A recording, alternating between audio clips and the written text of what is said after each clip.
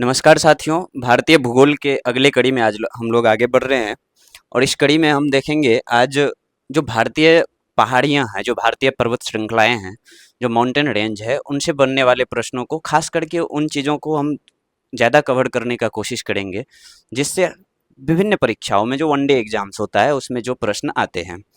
आइए इस कड़ी में हम लोग आगे बढ़ते हैं, समय नहीं वेस्ट करते हुए। और वेस्ट क्या ही करें, समय तो है ही नहीं ज़्यादा उतना एग्जाम्स में। देखिए, हम लोग जानते हैं कि जो भारत का जो भौतिक विभाजन है, वो भारत के भौतिक विभाजन में कुछ चीज़ें, भारत चूंकि बहुत विशाल है और विशालता के हिसाब से यहाँ चीज़ें भी भरपूर है। तो आप देखिएगा कि भारत के जो भौतिक विभाजन है, इसमें हिमालय पर्वत श्रेणियाँ तो है ही सबसे ऊपर में, जो कि हमारा कहा जाता है कि खड़ा हिमालय बता रहा है, डरो ना आंधी पानी में। तो उस टाइप से हमारा एक पर्वत का जो है, यह पर्वत जो है श्रृंखलाएं, ये हमारे बॉर्डर का भी काम करता है, उत्तरी बॉर्डर का काम करता है।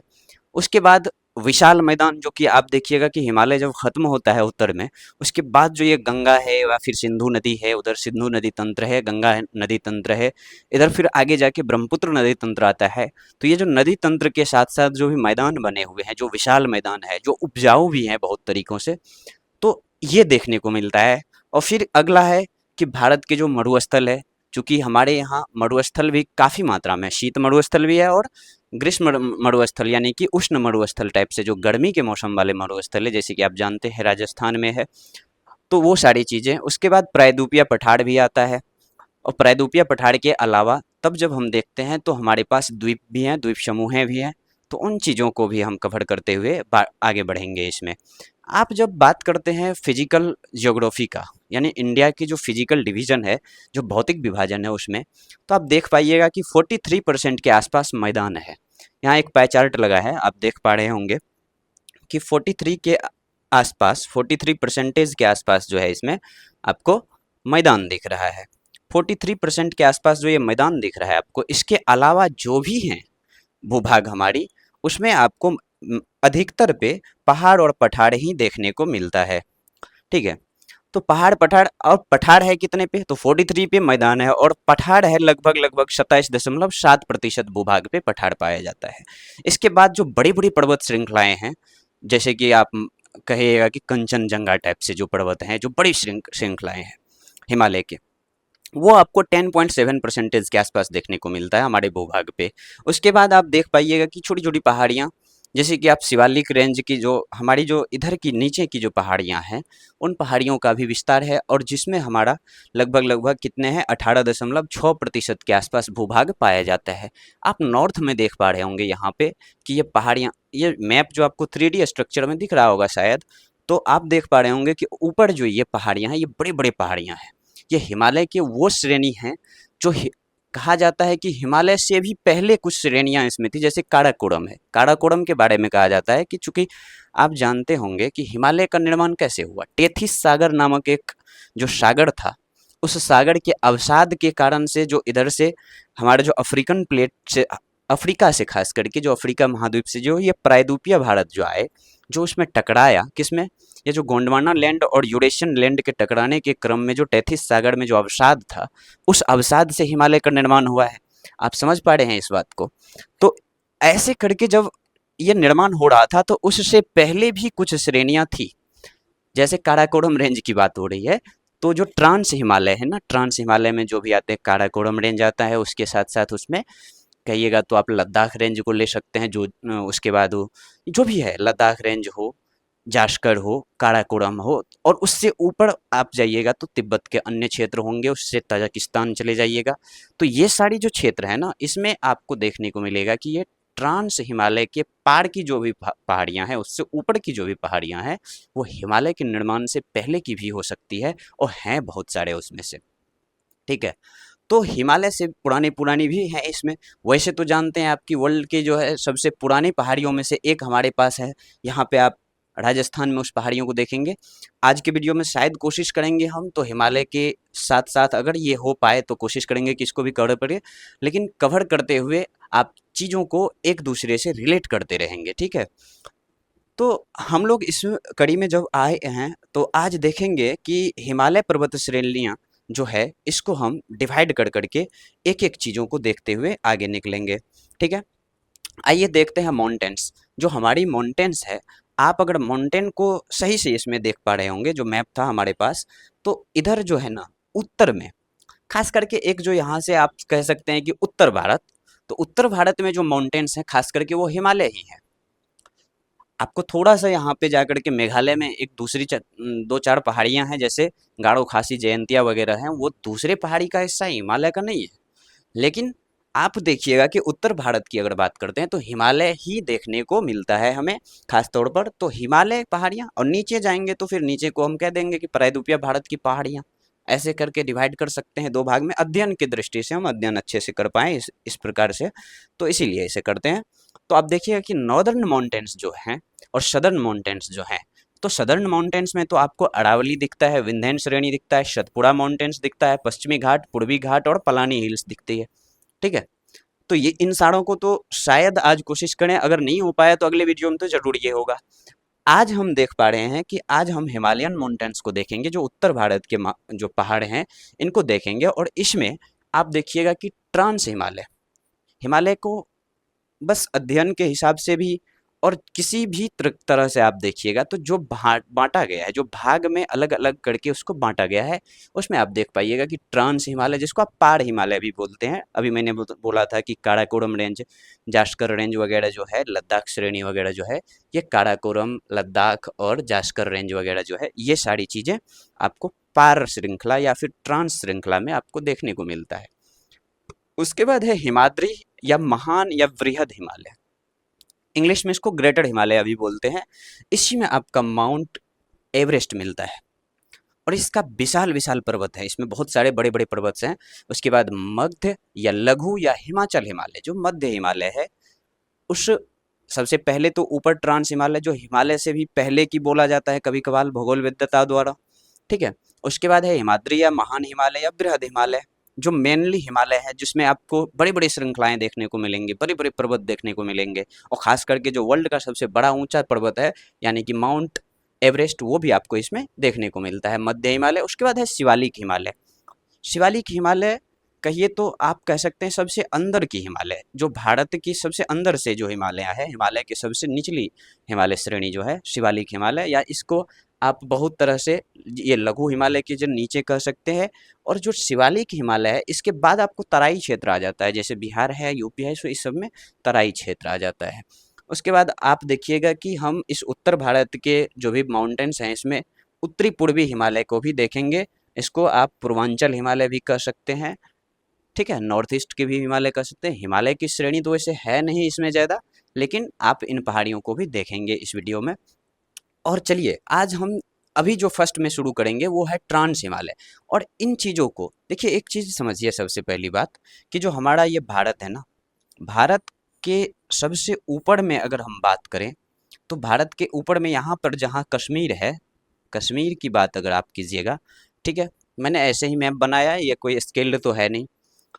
इससे ऊपर में अगर आप देखोगे ना, ऊपर में, ठीक है, तो इस ऊपर में अगर आप देखोगे तो यहाँ जहाँ अफगानिस्तान की सीमाएं हैं, पाकिस्तान की सीमाएं हैं, ये अफगानिस्तान है, ये पाकिस्तान है, इधर चाइना है, इस साइड में आपको चाइना दिखता है। चाइना तो अब कह ही सकते हैं क्योंकि वो तिब्बत था, और उसके बाद क्या ही हुआ है आप जानते हैं, तिब्बत गया चाइना में, मिल मिल नहीं गया, मिला लिया गया चाइना के द्वारा। इधर आपको तजाकिस्तान, कजाकिस्तान वगैरह सेंट्रल एशियन जो कंट्रीज, वो दिखता है। तो यहाँ पर क्या होता है कि बहुत सारी पर्वत श्रृंखलाएं आकर के मिलती है एक दूसरे से। शायद अगर मैप हो इसमें लगाए हुए हमारे टेक्नीशियंस से, तो उसमें हम देखेंगे कि यहाँ पर, ये तो आपको वही बात है, इसमें आप देख लो कि ये जो है काराकोरम रेंज है आपका। ठीक, इसके बाद काराकोरम के बाद आपको लद्दाख रेंज, फिर जास्कर जिसको आप बोलते हो, वो रेंज है। और ये जो बड़ा सा दिख रहा है आपको ग्रे में, शायद ग्रे ही दिख रहा होगा वहाँ भी, तो ग्रे में जो ये बड़ा सा दिख रहा है, यही है आपका वृहद हिमालय, जिसको आप ग्रेटर हिमालय कहते हो। तो क्रम याद रखिए कि सबसे ऊपर क्या है, सबसे ऊपर है Karakoram range. Karakoram range trans का हिस्सा है, ट्रांस हिमालयन का हिस्सा है। तो आप काराकोरम रेंज, ट्रांस हिमालय में मुख्यतः 3 रेंज ही आते हैं, ट्रांस हिमालय के जो मुख्य रूप से रेंजेस हैं उसमें 3 आते हैं। काराकोरम रेंज आते हैं, उसके बाद आपको लद्दाख श्रेणी आता है, उसके बाद आपका जास्कर श्रेणी आता है। ठीक है, तो आप देख पा रहे होंगे कि इन तीनों के अलावा जब यहाँ पे आप आते हो, ये जो है इस पे जब आते हो आप तो इसको आप कहते हैं बृहद हिमालय। इसके बाद जो आपको दिख रहा है वो आपका बीच वाला है, मध्य हिमालय जिसको कहते हो, कई बार उसको हिमाचल हिमालय कह देते हैं, और उसके नीचे को आप शिवालिक हिमालय कहते हैं। ठीक है। और इसी के ऊपर में यहाँ आपको क्या दिख रहा है, ये नेपाल है, ये नेपाल का क्षेत्र है, ये भूटान का क्षेत्र है। ठीक है, ये आपको भूटान दिख रहा होगा यहाँ पे, ये नेपाल है, और ये है आपका चाइना यानी कि तिब्बत। तिब्बत से आप ऊपर जाओगे इधर तो सेंट्रल एशियन कंट्रीज है, यहाँ पे हमारे अफगानिस्तान के ऊपर में थोड़ा सा जाकर के तजाकिस्तान वगैरह, काजाकिस्तान वगैरह, और इस साइड आपको पाकिस्तान दिख रहा है। पाकिस्तान के ही हिस्से में थोड़ी सी कश्मीर आ रही है, जो कि उन्होंने कब्जा कर लिया था, कब, इलीगल रूप से कबायलियों के द्वारा जो कब्जा किया था 1947 के बाद, जब उन्होंने कुछ यहाँ पे कबायलियों के रूप में अपने सैनिक को भेज करके उन्होंने कब्जा कर लिया था। कब्जा क्या किया कि हम लोग तो छोड़ चुके थे कि कश्मीर जो है स्वतंत्र रहेगा, किस प्रकार से वो चीज़ें हुई आप किसी अन्य वीडियो में हम उन चीज़ों को समझेंगे। और फिर जो है यहाँ पे इंडियन आर्मी गई तो यहाँ पे एलएसी बना है, एलओसी बना है, लाइन ऑफ कंट्रोल बना है। ठीक है, तो लाइन ऑफ कंट्रोल से इधर के हिस्से में तो अपने हैं, और इधर अक्साई चीन है। ठीक, इधर आप देखोगे तो अक्साई चीन का हिस्सा, ये लद्दाख का जो है ना, ये अक्साई चीन का हिस्सा हो गया। और इस साइड आप देखोगे तो ये पीओके हो गया। बीच में जो कश्मीर है ये मेनली अभी अपने पास है, अपने एडमिनिस्ट्रेशन में है। ठीक, इधर जो पीओके वाले हिस्सा है, उस पीओके वाले यानी कि गिलगित बाल्टिस्तान जो क्षेत्र है, पीओके में जो ऊपर का हिस्सा है ना, इसको गिलगित बाल्टिस्तान कहते हैं। ठीक है, ये गिलगित बाल्टिस्तान का क्षेत्र है। नीचे आप देखिएगा तो मुजफ्फराबाद वगैरह है, जो मेनली पीओके है, जो टेररिस्ट हब सब है, एक दो ठो। ठीक है, इससे ऊपर आप जाओगे तो इससे ऊपर अगर जाते हैं तो वहीं मिलता है हमें पामीर गांठ। पामीर गांठ जिसको रूफ ऑफ द वर्ल्ड बोला जाता है, वहाँ पे सारी श्रेणियाँ, इधर से हिमालय, उधर से काराकोरम, और एक दो ठो जो चीन से आता है, फिर इधर से जो पाकिस्तान का है सुलेमान हिल्स, उसके बाद हिंदुकुश पर्वत, ये सारी श्रेणियों का गांठ है, और इसीलिए उसको कहा जाता है पामीर गांठ। पामीर गांठ को अगर आप मैप के थ्रू देखना चाहेंगे तो आप देख पाओगे कि यहाँ देखो आप। ठीक है, ये आप देख पा रहे होंगे कि ये पामीर घाट है। ठीक है, यहाँ से आप इधर देख रहे हैं तानसेन हिल्स है, जो कि तिब्बत और उधर सेंट्रल एशियन देशों में थोड़ा थोड़ा उसका विस्तार देखने को मिलता है, खास करके तिब्बत वगैरह में। ठीक है, उसके बाद ये कुनलुन हिल्स, और कुनलुन हिल्स के नीचे में अपना देखोगे ये अपना कश्मीर का हिस्सा है, ये देख रहे हो आप, कश्मीर का हिस्सा है। ठीक, तो इस कश्मीर के हिस्से के अंदर आप देख रहे होंगे कि ये ब्लू में काराकोरम और हिमालय, ये रेंज हमने हाईलाइट कर रखा है मैप में, आप इसको समझ पा रहे होंगे। इधर से आप हिंदुकुश पर्वत देखते हैं, पाकिस्तान का भी एक है, पाकिस्तान के क्षेत्र में भी एक है जिसको सुलेमान हिल्स वो लोग बोलते हैं। ठीक है, तो ये सारी श्रेणियां जहां मिलती है उस नोट को, उस गांठ को बोलते हैं पामीर गांठ। ठीक है, पामीर गांठ से इधर आप जाओगे तो अगर उधर आप धीरे धीरे बढ़िएगा आगे की तरफ तो पठार हैं, उधर भी ईरान का पठार है, अनातोलिया का पठार आगे चल के आपको दिखेगा तुर्की में, और इधर आप जाइएगा तो तिब्बत का पठार है। ठीक है, और पामीर भी पठार के क्षेत्र में ही है, और ये चूंकि बहुत ज्यादा ऊंचे पहाड़ियों का संगम है तो उसे रूफ ऑफ द वर्ल्ड बोला जाता है। समझ पा रहे हैं आप इस चीज को?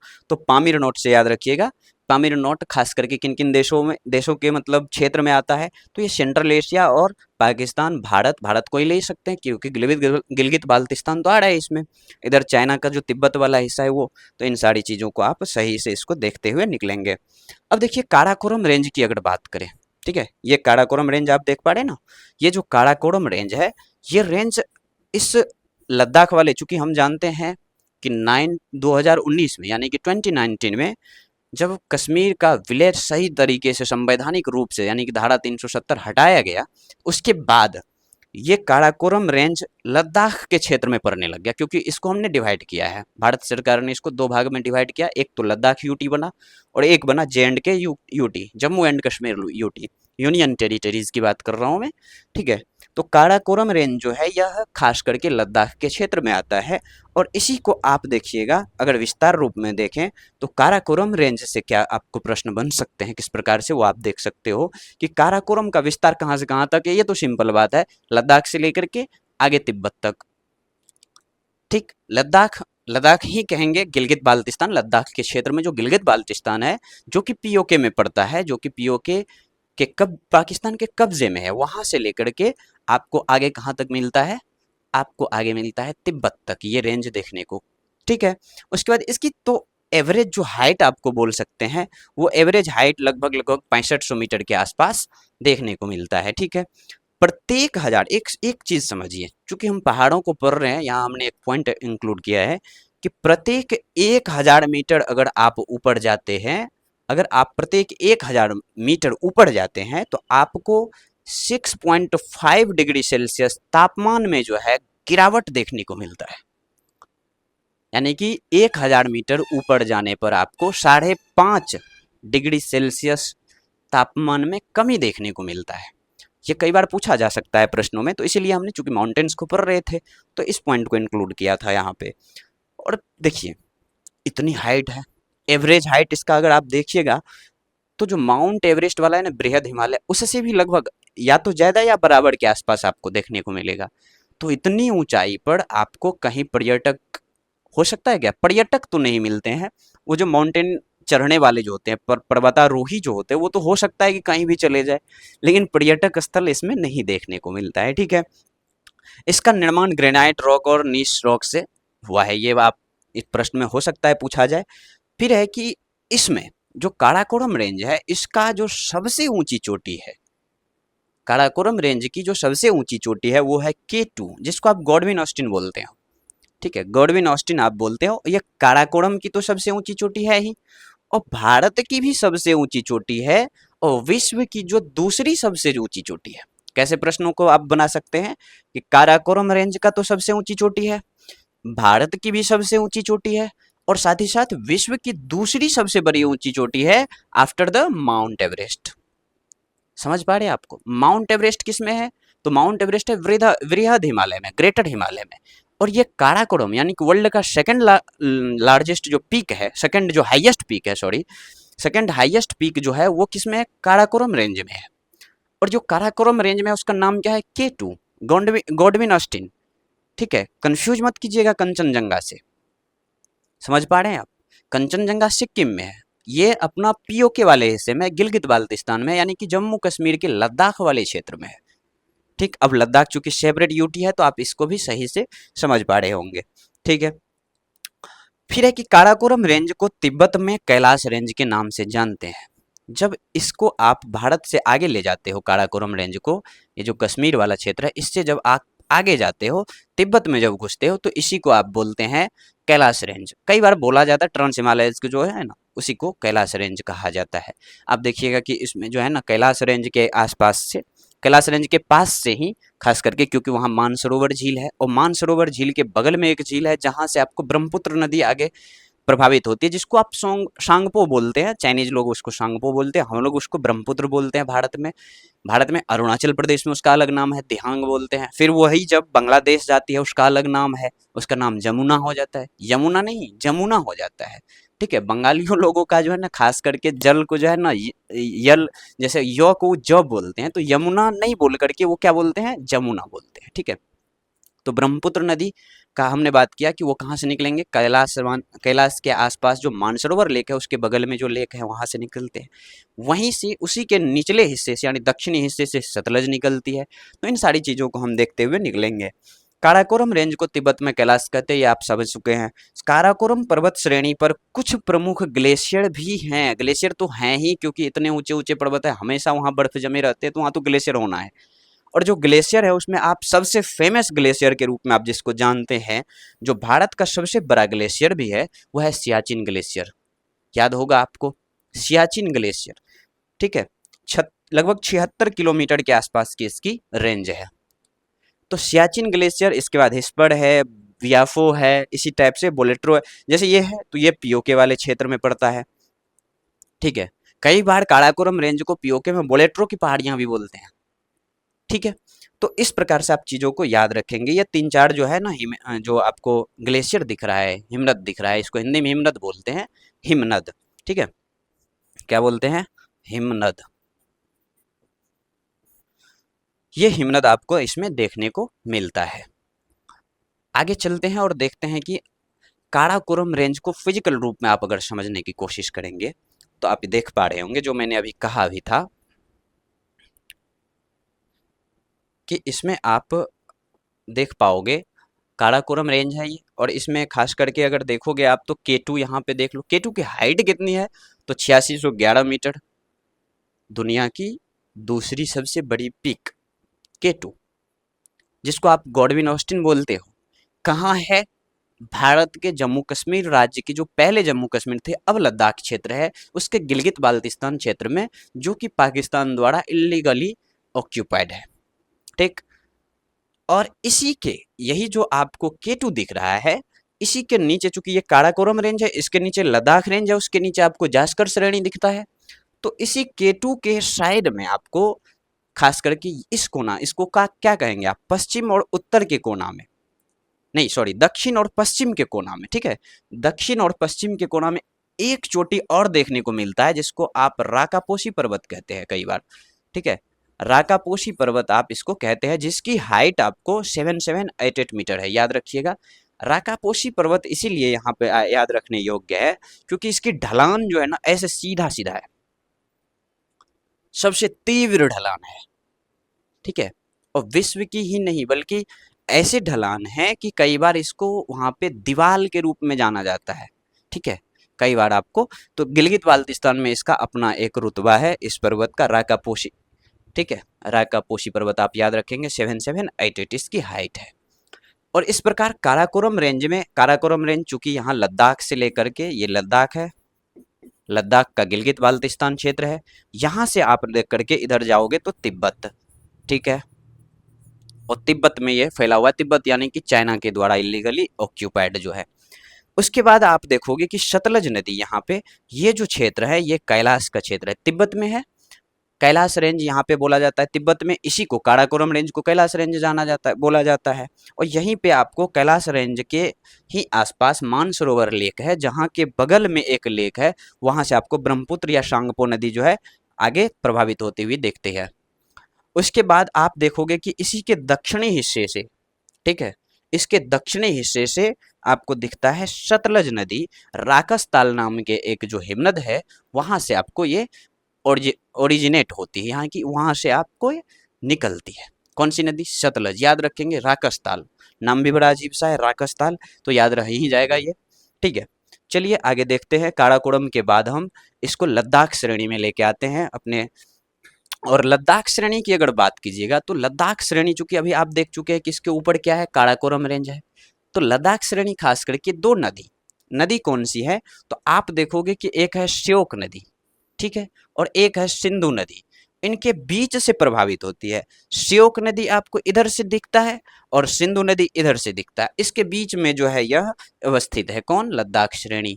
ठीक है, ऐसे आप याद रखेंगे इसको।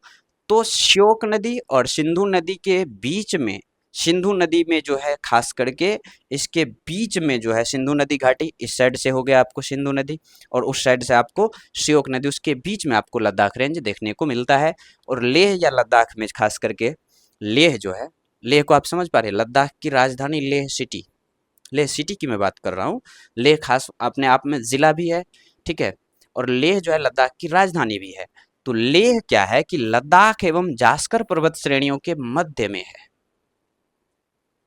लेह से बहुत सारे क्वेश्चन बन सकते हैं। इस साइड में आपको लद्दाख है, नीचे इस लद्दाख श्रेणी के अगर नीचे जाओगे आप, ठीक है, इसके अगर नीचे जाओगे तो यहां पर आपको इस साइड में जास्कर रेंज दिखेगा और इसके बीच में है लेह। अब देखिए बात क्या होता है, और इसके आगे काराकोरम है, इसके नीचे बृहद हिमालय है। तो इस बीच में क्या होता है कि यहाँ पे बारिश सबसे कम हो पाती है। बारिश आप जानते होंगे कि जहां पर जो है खास करके बारिश अगर 25 सेंटीमीटर से कम हो तो वहां मरुस्थल उसे कहा जाता है, रेगिस्तान कहा जाता है। लेह को शीत मरुस्थल के रूप में जाना जाता है और यहाँ पे बारिश सबसे कम के रूप में होती है, निम्न वर्षा का क्षेत्र है यह खास करके। ठीक है, राकापोशी पर्वत की अगर बात करें, राकापोशी पर्वत जो है पाकिस्तान के गिलगित बाल्टिस्तान में, हमने बोला था नगड़ घाटी उस क्षेत्र को कहते हैं, गिलगित बाल्टिस्तान का एक नगड़ घाटी नाम से उसको जानते हैं, उस क्षेत्र में है। और यह पर्वत जो है नगड़ घाटी वैली, जो नगड़ वैली जिसको आप बोल सकते हो, उसके और बगरोट घाटी, ये आप देख पा रहे हैं यहाँ पे, बगरोट घाटी और नागड़ घाटी, इसके बीच में अवस्थित है। कौन सा भाई? तो इसकी बात कर रहा हूँ मैं, राकापोशी का, जो आप अभी पहले के मैप में देख चुके हैं, जिसके बारे में मैंने कहा था कि वो केटू के बगल में है। चीजें याद रहेंगी। और लेह की बात कर रहे थे हम लोग। और लेह के बारे में जो प्रश्न बनते हैं वो यही कि उसे शुष्क मरुस्थल कहा जाता है। शुष्क मरुस्थल नहीं, शीत मरुस्थल कहा जाता है। शुष्क कौन सा है अपने यहाँ? थार है। चीजों को ऐसे याद रख सकते हो आप। और लेह, लेह से प्रश्न बन ही सकते हैं, क्योंकि लेह से जो प्रश्न बनते हैं उनमें दो चार चीजों को याद रखोगे, आराम से लेह का प्रश्न जो है बन सकता है। ठीक है, आगे आइए देखते हैं उसके बारे में और देखेंगे चीजों को आगे हम। जास्कर रेंज, जास्कर रेंज के बारे में अगर आप देखोगे तो जास्कर रेंज में क्या है कि जो अपना कारगिल क्षेत्र है, कारगिल सेक्टर के बारे में आप जानते हैं। कारगिल 1999 का जो वॉर था, 1999 का जो वॉर था, उस चीज़ों से अगर आप रिलेट कर पाते हो तो कारगिल याद होगा। और कारगिल, चूंकि कारगिल क्षेत्र जो है यह जास्कर रेंज में अवस्थित है, खास करके ट्रांस हिमालय का जो जास्कर रेंज है उसमें अवस्थित है। और द्रास सेक्टर ये कारगिल से ही थोड़ा सा आप कहिए तो उत्तर, और उत्तर तो नहीं कह सकते उसको, थोड़ा सा पूरब की तरफ अगर आप बढ़ते हैं तो आपको द्रास सेक्टर देखने को मिलता है। और ये द्रास सेक्टर भारत का सबसे ठंडा बसा हुआ जगह है। सबसे ठंडा जगह नहीं, सबसे ठंडा बसा हुआ जगह, ऐसी जगह जहां लोग बसे हुए और सबसे ठंडा है। ठीक है, तो द्रास सेक्टर ऐसी है जो भारत का सबसे ठंडा बसा हुआ शहर है। और इसे गेटवे ऑफ लद्दाख भी कहा जाता है कई बार। क्या? Gateway of Ladakh.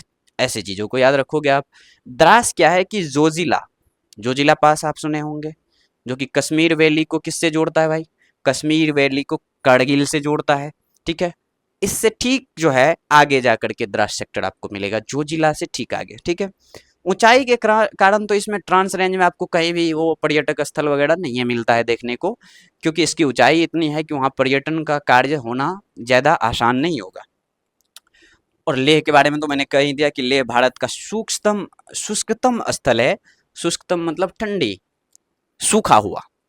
ठीक है, ऐसा जगह है जहाँ कम वर्षा होती है, क्योंकि जास्कर रेंज, मैंने बोला ही, जास्कर रेंज और जो लद्दाख रेंज है उसके बीच में है। और वहाँ पे जो इधर से बंगाल के खाड़ी से आने वाली जो हवाएं होती है, जो नम हवाएं होती है, वो वहाँ पहुँच नहीं पाती, बादल पहुँच नहीं पाते, तो बारिश वहाँ होंगे कहाँ से? और जानते ही आप, मैंने अभी बोला था कि 25 सेंटीमीटर से जहाँ कम बारिश होगी वो क्षेत्र मरुस्थल होगा।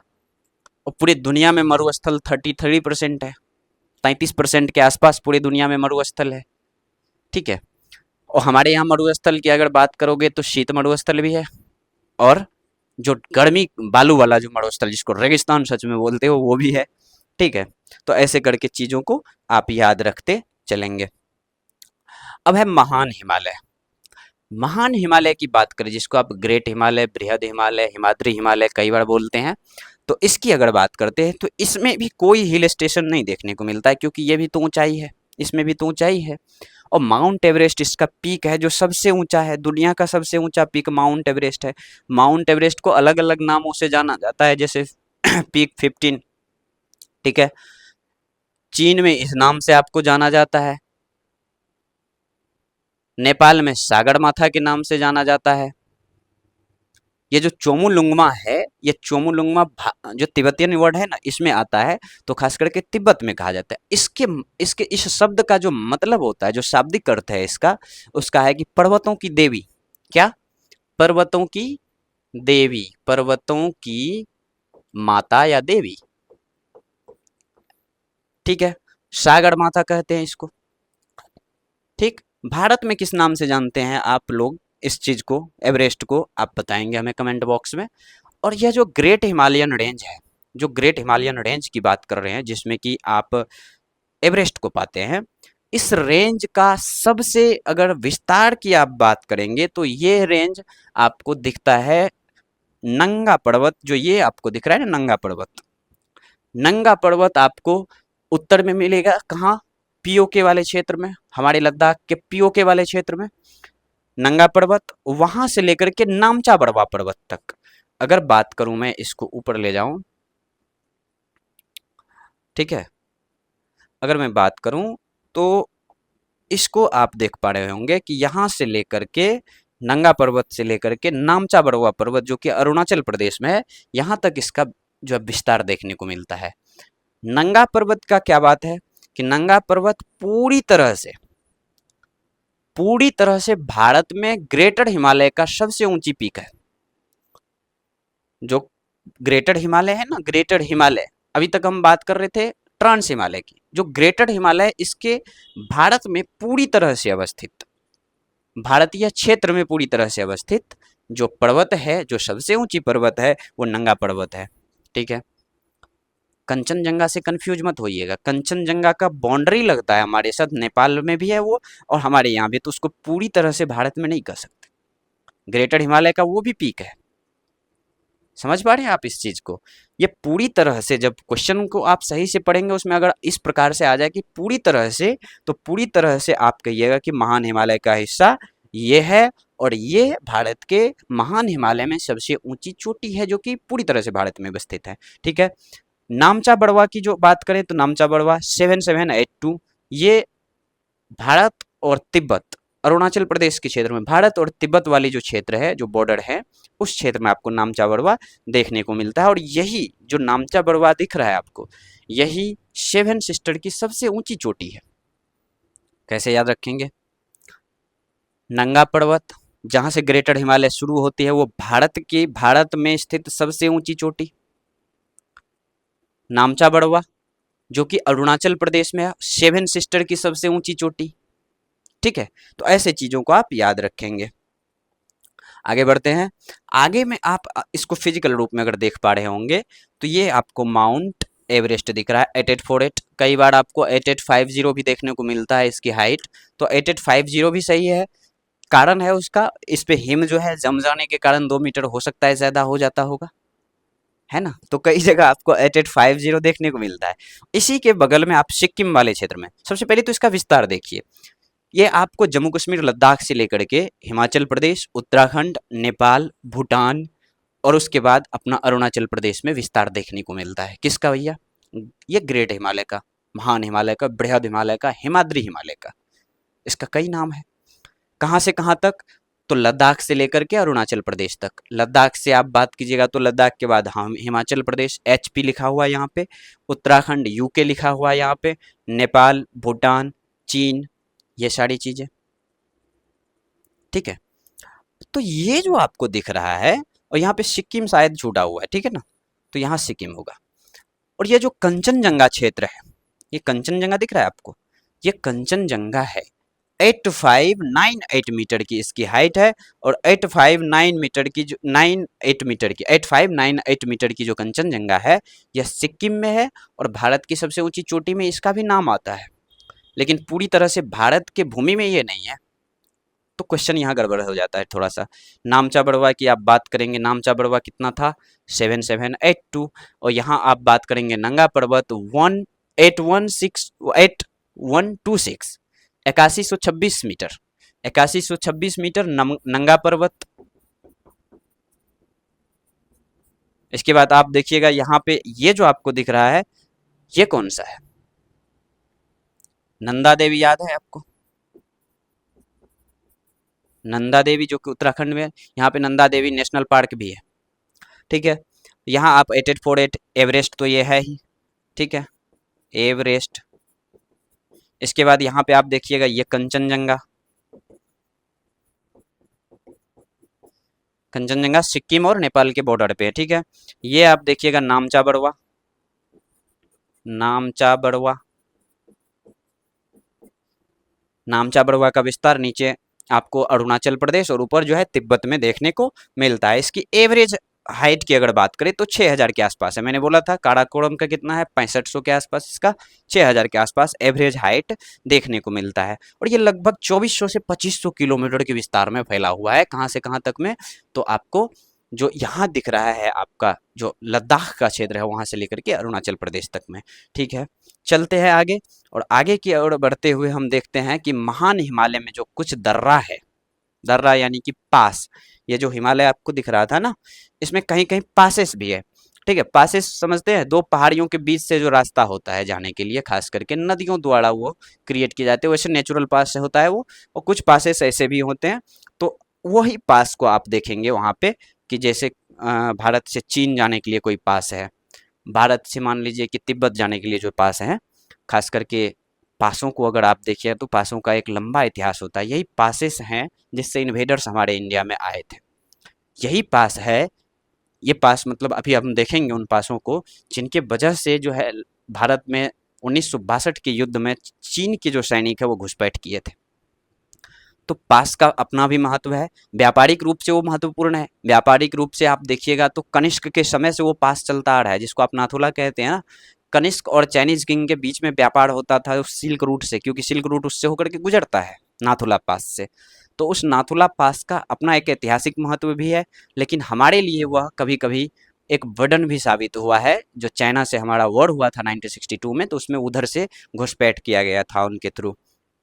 ठीक है, आगे देखते हैं हम कि इस पास को अगर आप देखिएगा थोड़ा सा ट्रिकी तरीके से याद रखने की कोशिश करेंगे। जैसे जम्मू कश्मीर में जो ग्रेटर हिमालय का पास है, बूजो, बुर्जिल और जोजिला, समझ पा रहे हैं आप? बुर्जिल और जोजिला, ला का मतलब ही होता है पास, समझ पा रहे हैं? इस ला शब्द जो है, जो तिब्बतियन वर्ड है, इसका मतलब ही होता है पास, यानी कि दर्रा। ठीक है, इसके बाद एचपी में, हिमाचल प्रदेश में आप देखिएगा सीबा, शिपकिला और बड़ा लाचला, समझ पा रहे हैं चीजों को?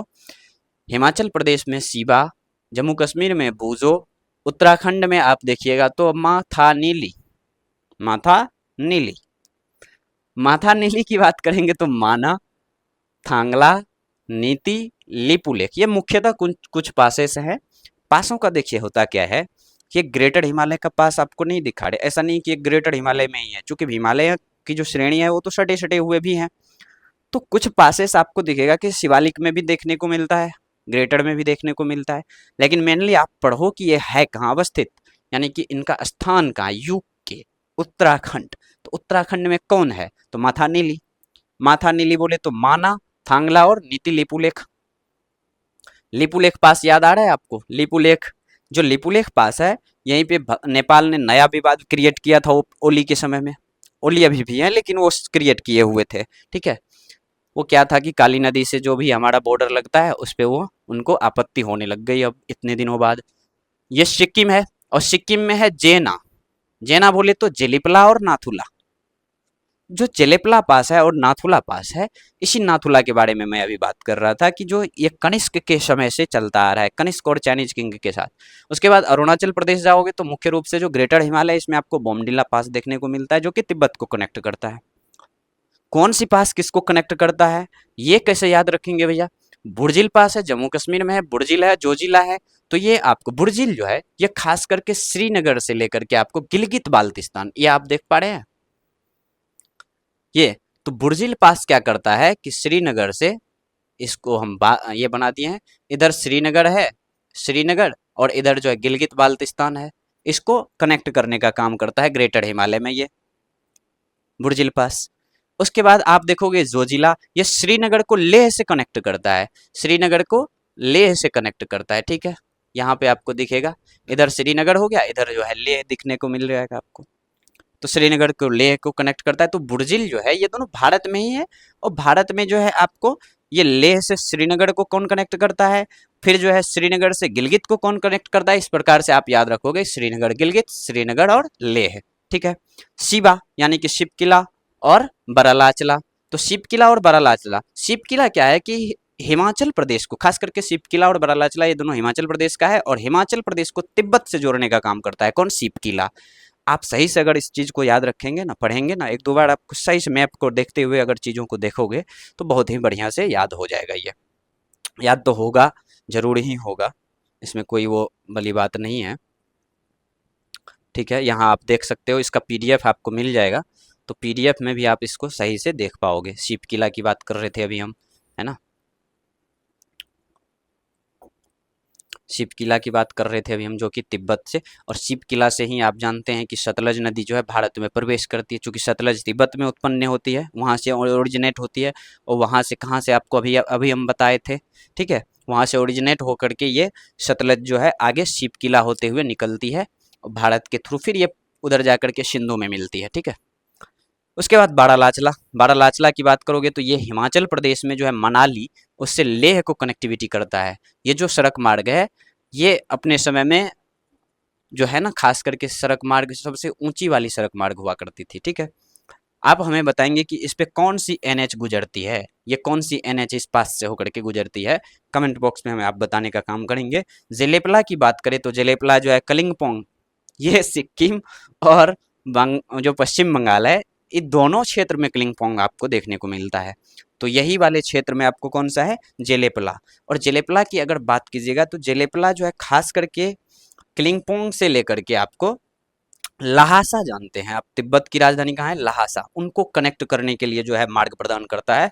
और नाथुला के बारे में तो आप जान ही चुके हैं, ये सिल्क रूट हुआ करता था अपने समय में, ऐतिहासिक रूप से महत्वपूर्ण है। और ये सिल्क रूट जानते हैं, कनिष्क के समय में इन्होंने व्यापार किया था चाइनीज जो किंग हुआ करते थे उनसे। तो हो सकता है प्रश्न पूछ दे कि कनिष्क जो चीन से व्यापार किया करते थे तो किस पास का यूज करते थे, तो इसी पास का, नाथुला पास का। ठीक है, उसके बाद बोमडीला की बात करोगे, ये जो है ना, ये नाथुला, ये आपको देखोगे कि गैंगटोक और चुम्बी घाटी को भी ये रास्ता प्रदान करती है, क्योंकि उस बीच में आता है।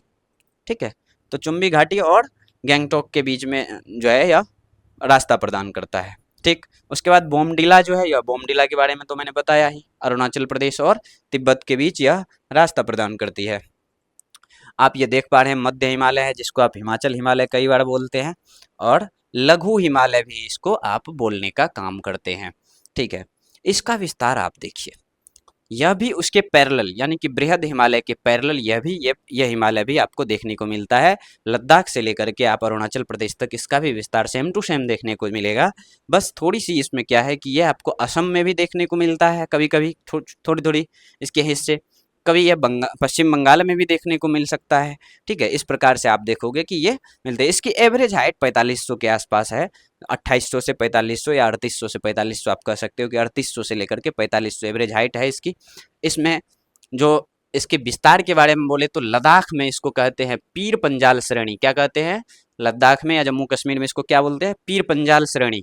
पीर पंजाल पास है, और वो पास किस किस को कनेक्ट करता है ये अभी आप बताएंगे हमें कमेंट बॉक्स में, आगे हम देखेंगे भी, लेकिन आप बताने का काम करेंगे। उसके बाद हिमाचल प्रदेश है, जिसमें आपको धौलाधर श्रेणी के नाम से इसको जाना जाता है, कुआयूं नाम से या गढ़वाल नाम से। देखिए, कुआयूं किधर बोलेंगे, वेस्ट की तरफ, गढ़वाल किधर बोलेंगे, ईस्ट की तरफ। जो उत्तराखंड के ईस्ट क्षेत्र है ना, ईस्ट पूर्वी क्षेत्र, उत्तराखंड में जो पूर्वी क्षेत्र है, यानी कि नेपाल से सटे जो क्षेत्र है, उस क्षेत्र में इसको गढ़वाल कहा जाता है, गढ़वाल रेंज। और इधर के पश्चिमी क्षेत्र में इसको कुआयूं रेंज कहा जाता है। ठीक है, नेपाल में इसको महाभारत श्रेणी के नाम से जाना जाता है। ठीक है, इसी प्रकार से सिक्किम में तो ऐसे भी नॉर्मली सब कुछ के नाम से, सिक्किम चूंकि नेपाली लैंग्वेज वहाँ पे ज़्यादा चलता है, तो वहाँ भी महाभारत, या फिर इसको यही आराम से मध्य हिमालय बोल करके निकल लेते हैं। मिसमी डाफला इसको जो है अरुणाचल प्रदेश में बोलने का काम किया जाता है, भूटान के थ्रू यह पास होती है। देखिए, ये जो मध्य हिमालय है, इसमें कुछ कुछ चीज़ें आपको देखने को मिलेगी।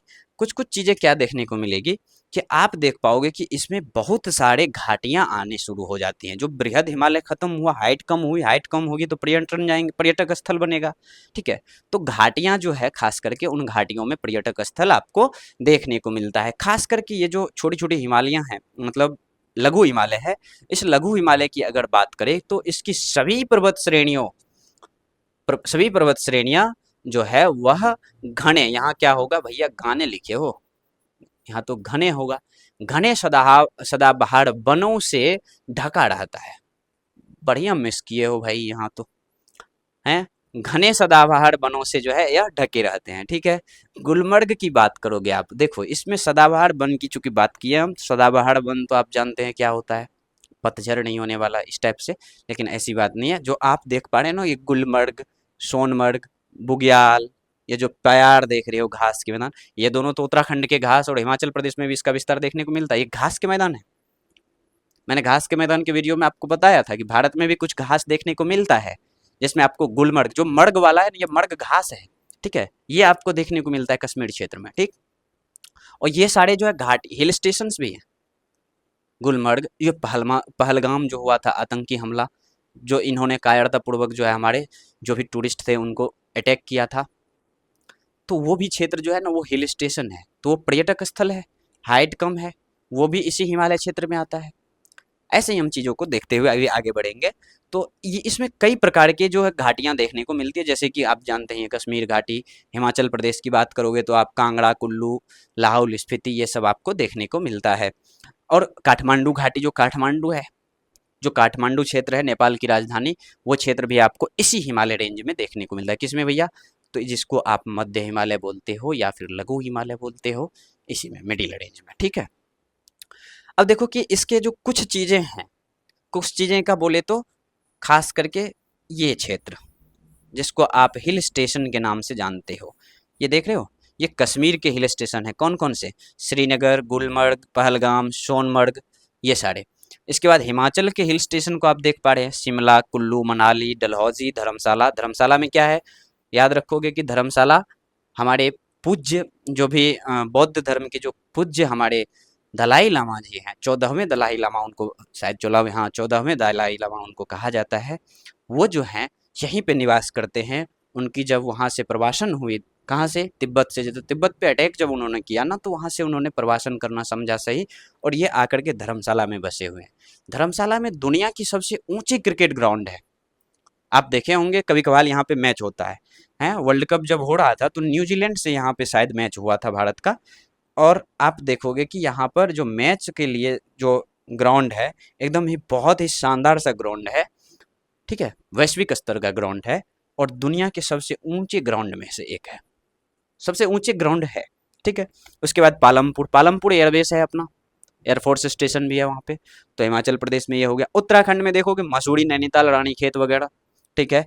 अल्मोड़ा है, कौसानी है। तो ये सारे क्षेत्र जो है हिल स्टेशन है, जो कि हो सकता है कि प्रश्न में आए, तो आप एक बार के लिए नज़र डाल दोगे तो वैसे भी ये सब चीज़ें याद रह ही जाएगी, क्योंकि कभी ना कभी घूमना है आपको दार्जिलिंग। ठीक है। ये जो दार्जिलिंग का क्षेत्र है, इसमें देखिए वेस्ट बंगाल में ये आता है, थोड़ी सी हिस्सा इसका शायद सिक्किम में भी पड़ जाए, ऐसा है। क्लिंगपोंग, ये जो कलिंगपोंग है, ये कलिंगपोंग भी आपको दोनों जगह थोड़ी थोड़ी को इसका हिस्सा जो है देखने को मिल सकता है।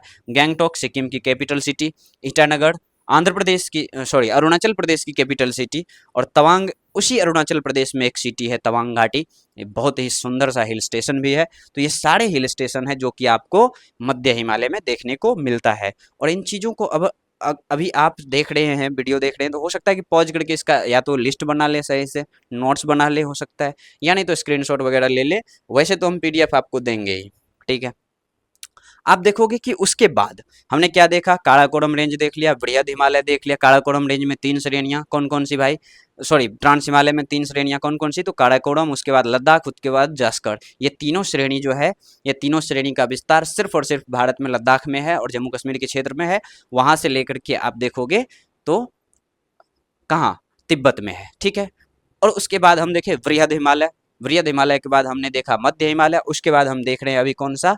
तो ये है भैया शिवालिक हिमालय। कौन सा हिमालय? शिवालिक हिमालय, जो सबसे नीचे का हिमालय का जो श्रेणी का जो सबसे निचली श्रेणी है, उसको हम देखने के लिए अभी जा रहे हैं।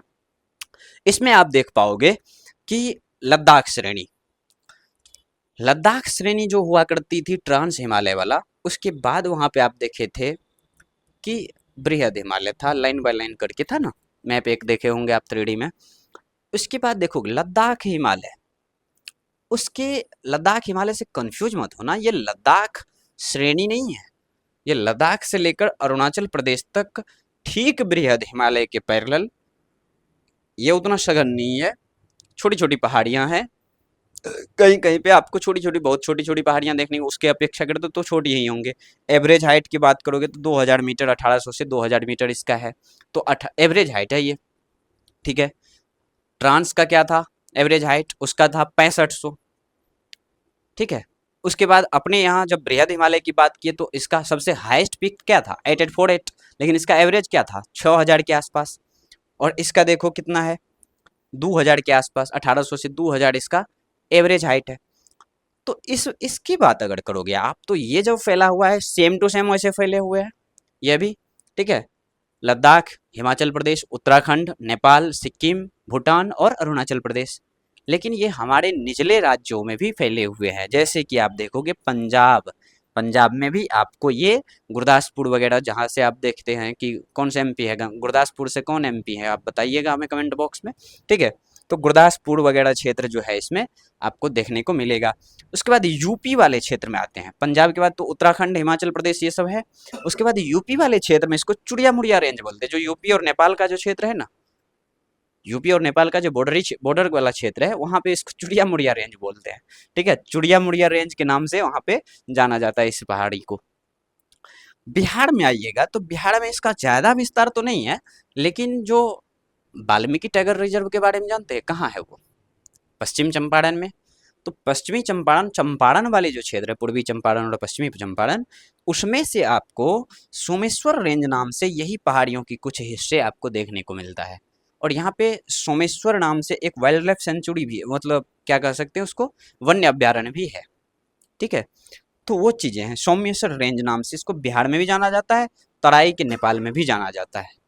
ठीक है, उसके बाद यह आगे जाकर के बिहार के बाद बे ऑफ बंगाल हो जाता है, सॉरी वेस्ट बंगाल हो जाता है। और वेस्ट बंगाल और सिक्किम वाले क्षेत्र में आगे बढ़ते हुए यह असम, भूटान, ऊपर अरुणाचल प्रदेश, वहाँ तक ये जाती है। इनसे जो भी प्रश्न बन सकते थे उनको हमने देखा।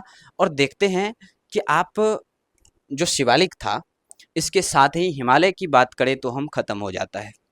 खास करके कहाँ था हिमालय? हिमालय की अगर बात करोगे आप तो हमने देख चुका है कितने भैया, इस प्रकार से। सबसे ऊपर क्या था? Trans range. इसमें कौन कौन सी चीज़ें थी? काराकोरम था, लद्दाख था, जास्कर था। ठीक है, इसके बाद क्या था? इसके बाद था बृहद हिमालय, जो कि यहाँ लद्दाख से लेकर के अरुणाचल प्रदेश तक विस्तार देखने को मिला। इसके बाद था लघु हिमालय या मध्य हिमालय, इसका भी विस्तार उसके पैरेलल देखने को मिला। इसके बाद हमने देखा ये शिवालिक हिमालय। ठीक है, शिवालिक हिमालय को। अब देखिए शिवालिक हिमालय में होता क्या है, इससे पहले के जो प्रश्न जो हिमालय थे, जो लघु हिमालय था, लघु हिमालय में क्या था कि यहाँ पर आप देखोगे ये जो कुमायूं गढ़वाल वगैरह दिख रहा है, ये सारी चीज़ें आप अच्छे से पढ़ोगे, चीज़ों को याद रखोगे, इनसे बहुत सारी चीज़ें बन सकती है। ठीक है, अब देखो कहाँ थे हम लोग। हाँ, अब हम लोग आते हैं यहाँ अरुणाचल प्रदेश से लेकर के त्रिपुरा तक, जो ये आपको दिख रहा है जे फॉर्मेट में, इन पहाड़ियों को कहते हैं पूर्वांचल पहाड़ियाँ। क्या कहते हैं इसे? पूर्वांचल पहाड़ियाँ। तो अरुणाचल प्रदेश में जो ये पूर्वांचल पहाड़ी का हिस्सा है, इसको पटकाई हिल्स या पटकाई बम के नाम से जानते हैं। किस नाम से जानते हैं? पटकाई बम। और भी कई अन्य जो क्षेत्रीय नाम होंगे, हैं भी, जो होंगे उनको हम अभी देखने का काम करेंगे। नागालैंड में इसको नागा हिल्स के नाम से जानते हैं। ठीक है, उसके बाद मणिपुर में इसको मणिपुरी हिल्स, मिजोरम में इसको मिजो हिल्स या फिर इसको ब्लू हिल्स के नाम से भी जानते हैं कई बार, और त्रिपुरा में इसको लोसाई हिल्स के नाम से। त्रिपुरा से इसका विस्तार इधर भी है। आप ये जानो कि ये सारे हिल्स तो आप समझ चुके हैं, ये सारे हिल्स हिमालय के हिस्से में नहीं आता है। ठीक है, और इस श्रेणी को माना तो जाता है कि हाँ भाई हिमालय के क्षेत्र में कैसे नहीं आता होगा, हो सकता है वो इधर चला जाता होगा, ऐसा कुछ नहीं है। और यहाँ पे प्रश्न, यहाँ नहीं, इसमें नहीं फंसोगे आप। प्रश्न कहाँ फंस जाते हैं लोग, यहाँ पे है मेघालय, इस त्रिपुरा से ऊपर जाओगे यहाँ है ना मेघालय। इस मेघालय में 2-3 पहाड़ियाँ हैं जिसमें से आपको प्रश्न पूछा जाता है और आप फंस भी जाते हो अच्छे से। नहीं भी फंसते हैं तो अच्छी बात है, लेकिन फंसने का ज़रूरत है नहीं इसमें, क्योंकि ये सारी पहाड़ियाँ गारो, खासी, जयंतिया, ये क्रमबद्ध तरीके से गारो, खासी और जयंतिया, ये तीनों पहाड़ियाँ मेघालय के क्षेत्र में देखने को मिलता है। आप जानते हैं कि मेघालय में सबसे अधिक वर्षा वाला क्षेत्र है, कौन सी है? मासिनराम और चेरापूंजी, ये क्षेत्र है। सबसे कम वर्षा वाला कहाँ क्षेत्र है? हमने अभी देखा था लेह है, सबसे शुष्क क्षेत्र है भारत का। बोलेगा कि सबसे गर्म क्षेत्र क्या है, तो आप कहोगे कि सर सबसे गर्म क्षेत्र क्या है? चूरू है, राजस्थान का एक चूरू डिस्ट्रिक्ट है। ठीक है, और सबसे ठंडा क्षेत्र क्या है? तो द्रास है, कश्मीर में जो द्रास हमने देखा था, जोजिला पास के, जिसके जो है बगल में द्रास सेक्टर को देखा था, कारगिल से थोड़ा सा पूर्व जा करके। तो उन सारी चीज़ों को आप एक दूसरे से रिलेट करोगे और इसे पढ़ने का काम करोगे। ठीक है, आगे चलते हैं।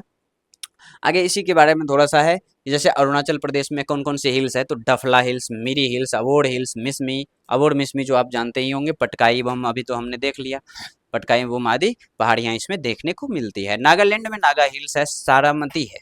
ये सारामती जो चोटी है, सारामती जो चोटी है ना, ये नागा हिल्स की सर्वोच्च चोटी है। ये जो सारामती चोटी आपको दिख रहा है, ये नागा हिल्स की सर्वोच्च चोटी है। उसके बाद मणिपुर की बात अब अगर आप करोगे तो मणिपुरी हिल्स, इसके बाद लेमातोल पहाड़ियाँ कुछ देखने को यहाँ पे मिलती है।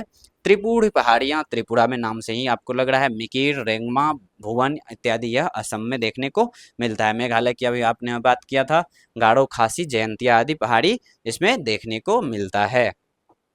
और साथ ही साथ अब देखिए, एक चीज होता है कि आप पढ़े होंगे बहुत जगह पे कि प्रादेशिक विभाजन किया गया है। किसका? हिमालय का। प्रादेशिक विभाजन क्या किया गया है कि सिडनी बुर्राड नाम से एक जो लोग थे, भूगोल के विद्वानों में इनका नाम शुमार है, तो इन्होंने क्या किया था कि प्रादेशिक विभाजन किया। प्रादेशिक विभाजन आप समझ पा रहे हैं? नदी घाटी के आधार पे इन्होंने जो है इसका विभाजन किया था। नदी घाटी के आधार पे कैसे? तो इन्होंने कहा कि जो ये हिमालय श्रेणियां है ना, ये हिमालय श्रेणियां आपको नदियों के आधार पे बांटा। इन्होंने कहा कि भैया सिंधु नदी से लेकर के सतलज नदी, नदियों को जब हम पढ़ेंगे तो इसका अच्छे से समझ में आएगा। ये सिंधु नदी से लेकर के सतलज नदी के बीच के क्षेत्र को पंजाब हिमालय कहेंगे। क्या कहेंगे? पंजाब हिमालय कहेंगे। ठीक है, पंजाब हिमालय कहेंगे। ठीक है, इसके बाद सतलज से लेकर के काली नदी के क्षेत्र तक नेपाल, इसको कुआयूं हिमालय कहेंगे। कुआयूं हिमालय कहेंगे। कुआयूं हिमालय कहेंगे। ये कौन सी नदी है भैया? काली है। ठीक है, इसके काली नदी के बाद तिस्ता नदी तक, कहां तक? तिस्ता नदी तक क्या कहेंगे इसको? तो ये नेपाल हिमालय होगा। तिस्ता नदी से लेकर के अंतिम में दिहांग नदी तक, इसको दिहांग हिमालय या असम हिमालय कह दिया जाता है। असम, इसे क्या है? दिहांग असम हिमालय। समझ पा रहे हैं आप बात को? तो ये कहा जाता है। ठीक है, हमने चीजों को पढ़ा। अभी एक चीज देखिए जो महत्वपूर्ण है, हमें लग रहा है कि हम छोड़ चुके हैं इस चीज को। आप देखिएगा कि इसमें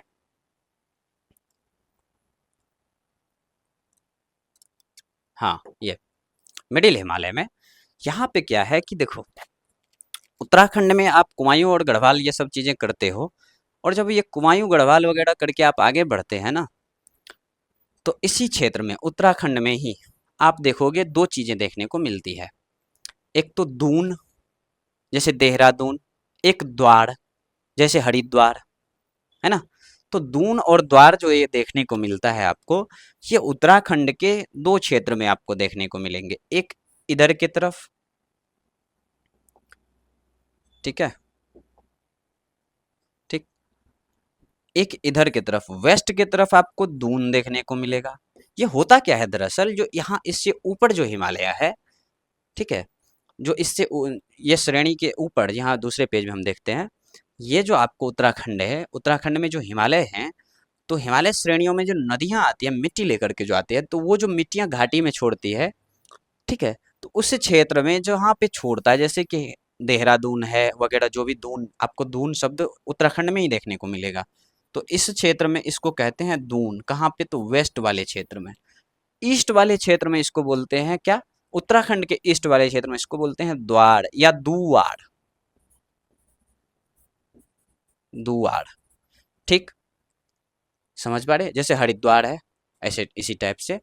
तो या कोटली दून, पाटली दून वगैरह जो है, ये सारी चीजें आप इन पूरे के पूरे वीडियो को आप सही से देखोगे, और हमें लगता है कि इससे जो भी क्वेश्चंस हो सकते थे, मैंने कोशिश किया सबको करने का। अगर कुछ आपको लगता है कि छूट गया है किसी चीज़ को कवर करना, तो आप उसे हमें कमेंट बॉक्स में बताएंगे, और मैं कोशिश करूंगा कि अगले वीडियो में वो भी चीज़ें हो जाए। हिमनद वाली क्वेश्चंस है, जो भी घाट वाली क्वेश्चंस है, या फिर अन्य जो क्वेश्चंस है, जैसे कि आप देखोगे कि जो दर्रा वगैरह है, वो सारी दर्राएँ नहीं हुई है, इसमें बहुत सारे दर्रा वगैरह छूटा है। तो उन दर्रा वगैरह सारी चीज़ों को लेते हुए भी वीडियोज़ बनाएंगे हम। अगली जो होगा इसमें सबसे जो बाद की बात कर रहा हूँ मैं, जो अगली जो वीडियो आने वाली है, वो आएगी आपको जो साउथ इंडिया है, जो सदर्न पार्ट ऑफ इंडिया है, हमारे भारत की जो दक्षिणी हिस्से, जो प्रायद्वीपीय हिस्सा है उसमें जो भी पहाड़ियाँ हैं, जैसे सतपुड़ा है, नीचे वेस्टर्न घाट है, ईस्टर्न घाट है, पलानी हिल्स है, ये सारी चीज़ें जो है, विंध्यन पर्वत है, नर्मदा नदी वगैरह घाटी जो है, अमरकंटक की पहाड़ियाँ वगैरह, इन सारी चीज़ों को कवर करते हुए एक और स्पेसिफिक वीडियो आएगा। आप इस पे हमारे साथ बने रहें। ठीक, तो अब इसी के साथ हम इस वीडियो को यहीं एंड करते हैं। धन्यवाद, आप लगे रहिए हमारे साथ, बने रहिए।